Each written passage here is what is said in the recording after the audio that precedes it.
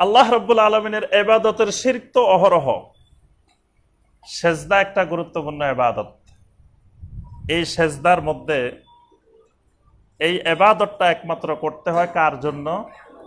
একমাত্র আল্লাহ রাব্বুল আলামিনের জন্য।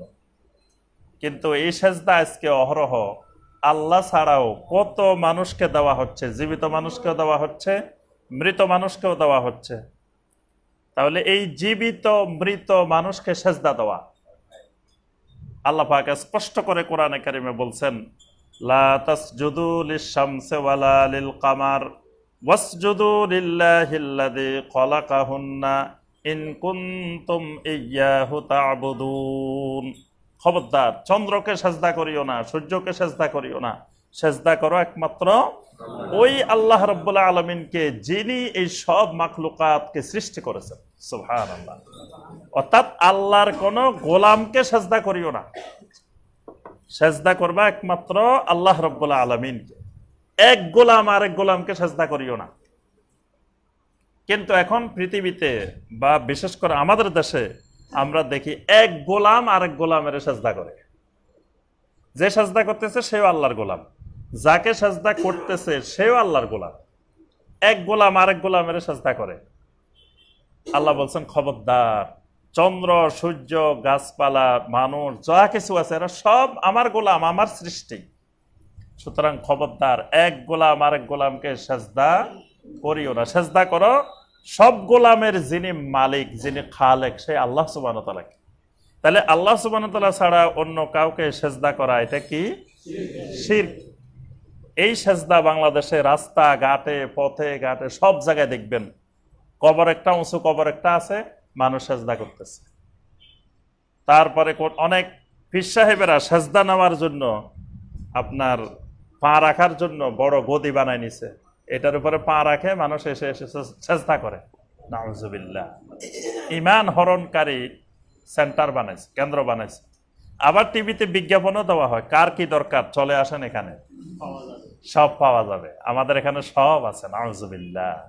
মানে ঈমান তো হরণ করে করে, আবার ঘোষণা দিয়ে বিজ্ঞাপন দিয়ে ঈমান হরণ করে। দাজ্জালের চেয়েও মহা দাজ্জাল, মহা ফিতনা। তারপরে আপনার মানত করা, এটা একটা ইবাদত। এই ইবাদতের মালিক একমাত্র আল্লাহ রাব্বুল আলামিন।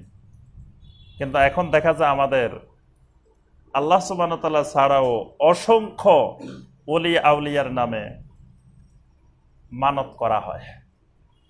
বাচ্চা অসুস্থ, বাচ্চার ডেঙ্গু জ্বর হয়েছে, তখন কয়, আল্লাহ আমার ছেলের ডেঙ্গু জ্বরটা ভালো করে দেন, আল্লাহ অমুক দরবারে, অমুক মাজারে, অমুক জায়গায় একটা খাসি দিব, একটা গরু দিব, তারপরে 10,000 টাকা দিব, মোমবাতি দিব।